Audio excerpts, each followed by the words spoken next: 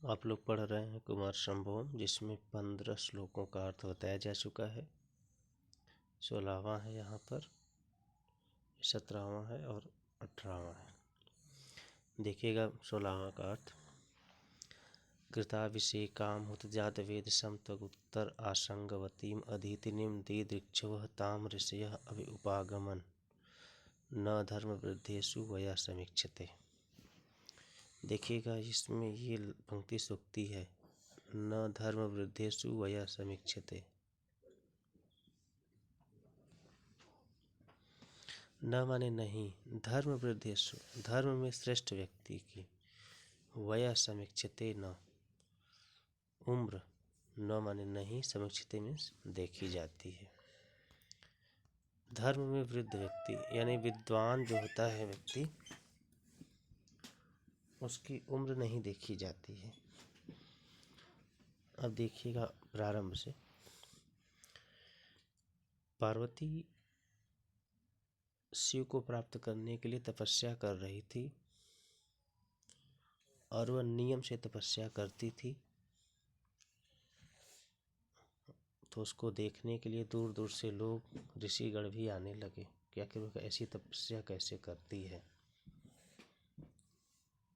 क्यों ऋषिगण आने लगे? क्योंकि जो व्यक्ति धर्म में या विद्वत्ता में श्रेष्ठ होता है उसकी उम्र नहीं देखी जाती है। देखेंगे पूरा अर्थ। कृताभिषेकां स्नान कर लेने वाली, उत्जात वेदसम, उत्जात वेदसम का अर्थ है वहाँ पे अग्नि से यज्ञ कर लेने वाली यानी हवन कर लेने वाली।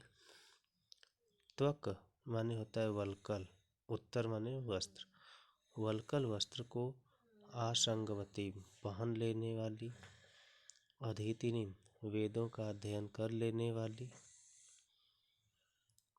ताम उस पार्वती को, दिदृक्षव देखने की इच्छा से, ऋषय ऋषिगण, अभ्युपागमन उसके पास आने लगे। क्यों आने लगे लोग? क्योंकि न माने नहीं होता है, नहीं समीक्षित में देखी जाती है, वय में उम्र, धर्म वृद्धेषु माने धर्म में श्रेष्ठ व्यक्ति। विद्वानों ने यहाँ धर्म का अर्थ बताया है विद्वत्ता। विद्वत्ता में श्रेष्ठ व्यक्ति की उम्र कभी नहीं देखी जाती है। वो पार्वती करती कि क्या थी? सुबह सुबह उठती थी, कृत अभिषेकाम स्नान करती थी, हवन करती थी, वल्कल वस्त्र को पहन करके, अधीतिनी वेदों का अध्ययन करती थी। इस प्रकार उसके तप का प्रभाव ज़्यादा हो गया, जिस कारण से ताम दिदृक्षवा उसको देखने की इच्छा से, दिदृक्षवा में देखने की इच्छा से ऋषियों में ऋषिगण अभ्युपागमन उसके समीप आने लगे। क्यों? सूक्ति के माध्यम से बताते हैं कि धर्म वृद्धेषु वयः न समीक्षते। यह सूक्ति है कि धर्म में श्रेष्ठ व्यक्ति की उम्र नहीं देखी जाती है। अतः वह पार्वती छोटी थी, बालिका थी, फिर किंतु उसको देखने के लिए ऋषिगण भी आते थे, क्योंकि जो व्यक्ति श्रेष्ठ होता है अपने कर्मों में, अपने धर्म में, उसकी उम्र नहीं देखी जाती है। ये इतना हो गया इसका अर्थ। फिर देखिएगा 17वें में बता रहे हैं कि पार्वती की तपस्या का इतना प्रभाव हो गया था कि विरोधि सत्व उज्जित पूर्व मत्सरम द्रुमय अभिष्ट प्रसव अर्चित अतिथि नव उटज आभ्यंतर संभृतम अनिलम तपोवनम तच्च बभूव पावन। विरोधि सत्व पार्वती की तपस्या के प्रभाव से, विरोधी सत्व माने होता है विरोधी जीवों ने। विरोधी जीव क्या होते हैं? जो जन्मजात एक दूसरे के शत्रु होते हैं, जैसे सिंह है, सियार है, बिल्ली है, चूहा है, कुत्ता है, बिल्ली है। ये सभी जीव एक दूसरे को नहीं देखते हैं, तुरंत खा जाते हैं, तुरंत झपट्टा मार जाते हैं। तो कहते हैं कि विरोधी सत्व विरोधी जीवों ने उज्जित माने छोड़ दिया था, पूर्व मत्सरम अपने पूर्व काल की ईर्ष्या भाव को। अर्थात पार्वती की तपस्या का इतना प्रभाव हो गया था कि विरोधी जीवों ने पूर्व मत्सरम पूर्व काल की ईर्ष्या को त्याग दिया था और एक ही साथ वहाँ रहते थे। सिंह, सियार, हाथी, मोर, सर्प सभी एक ही साथ रहते थे वहाँ पे और कोई किसी को क्षति नहीं पहुँचाता था। इतना ही नहीं, द्रुमय वृक्षों से अभीष्ट इच्छित प्रसव उत्पन्न किया जाता था। अर्चित पूजन करने के लिए अतिथि माने अतिथियों का, वृक्षों के द्वारा अर्चित अतिथियों का पूजन करने के लिए अभीष्ट माने होता है इच्छित फल इत्यादि प्रदान किया जाता था।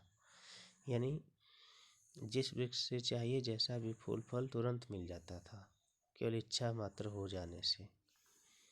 और नव उटज, नई कुटिया के, नव माने नवीन, उटज माने कुटिया के, आभ्यंतर में अंदर, समृतम में जलने वाली, अंडलम में अग्नि से, तत् माने वह, तपोवनम में तपोवन, पावनम बबू पवित्र हो गया था। पार्वती जिस कुटिया में रहती थी उसमें निरंतर यज्ञ करती थी। यज्ञ करने के कारण उसमें यज्ञशाला जो थी उसमें निरंतर अग्नि जलती थी और उस अग्नि से जो धुआं निकलता था पूरे तपोवन में फैल जाता था, जिससे उस धुएं से संपूर्ण तपोवन ही क्या हो गया था, पावनम बभू, पावन पवित्र हो गया था। देखते हैं पूरा। कहते हैं कि पार्वती की तपस्या का प्रभाव इतना ज़्यादा हो गया था कि जहाँ पर पार्वती तपस्या करती थी, यानी उस गौरी शिखर पर, उसके आसपास का क्षेत्र ऐसा हो गया था कि विरोधी सत्व, विरोधी जीवों ने पूर्व काल के मत्सर भाव को उज्जित में छोड़ दिया था। वृक्षों के द्वारा अर्चित अतिथियों की अर्चना करने के लिए अभीष्ट फल फूल इत्यादि उत्पन्न किए जाते थे और नवीन कुटिया के अंदर जलने वाली अग्नि से तपोवनम, वह तपोवन, पावनम बभू पवित्र हो गया था।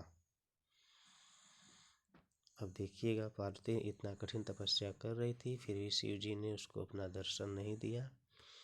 दर्शन नहीं दिया तो उसको एक दिन लगा कि अभी मुझे शिव नहीं प्राप्त हो रहे हैं, तो उसने क्या किया, उसने और भी कठिन तपस्या करना प्रारंभ कर दिया। इसका वर्णन 18वें में किया गया है। यदा फलं पूर्वतपः समाधिना न तावता लभ्यमस्तकांक्षितं तदा अनपेक्ष्य स्वशरीरमार्दवं तपो महत्सा चरितुं प्रचक्रमे। कहते हैं कि यदा मीन्स जब, फलम माने फल, कैसा फल, शिव रूपी फल, पूर्व तप पहले प्रारंभ की गई तपस्या की, समाधिना माने समाधि से, न माने नहीं है, तावता माने उतनी मात्र, उतने मात्र, समाधिना माने समाधि से, लभ्य में प्राप्त होने योग्य नहीं है, अमंस्त माने होता है ऐसा उसने मान लिया। कांक्षितम में से इच्छित, फलम माने फल, इच्छित शिव रूपी फल प्राप्य नहीं है। तब नीचे दिया है कि तदा माने तब, यहाँ लिखा है तदा माने तब, अनपेक्ष्य उपेक्षा करके, स्वशरीर मार्दवम अपने शरीर की कोमलता की, अनपेक्ष माने उपेक्षा करके, तपा माने तपस्या को, महत माने महान, सा माने उस पार्वती ने, चरितु मिस करना, प्रचक्र में माने प्रारंभ कर दिया। कहते हैं कि पार्वती ने जब देखा कि जितनी मैं तपस्या कर रही हूँ उतने शिव नहीं प्राप्त हो रहे हैं और शिव को प्राप्त करने के लिए तपस्या कर रही थी, तब उसने अपने शरीर की कोमलता की परवाह करना छोड़ के कठिन तपस्या करना प्रारंभ कर दिया। देखते हैं कि यदा जब, तावता उतने मात्र, पूर्व तप पहले में प्रारंभ की गई, तावता समाधिना उतनी मात्र समाधि से, कांक्षितम फलम, इच्छित शिवरूपी फल लभ्यम न, प्राप्त होने योग्य नहीं है। अमस्त, ऐसा मान लिया, उसने मान लिया कि मैंने पूर्व में जितनी तपस्या की समाधि कर रही हूँ उससे शिव रूपी फल प्राप्त नहीं हो रहा है। उसने ऐसा मान लिया। तदा माने तब। स्व शरीर मार्दवम, अपने शरीर की कोमलता की अनपेक्ष उपेक्षा करके सा, उस पार्वती ने महत तप, महान तपस्या को चरितुम, करना प्रचक्र में प्रारंभ कर दिया।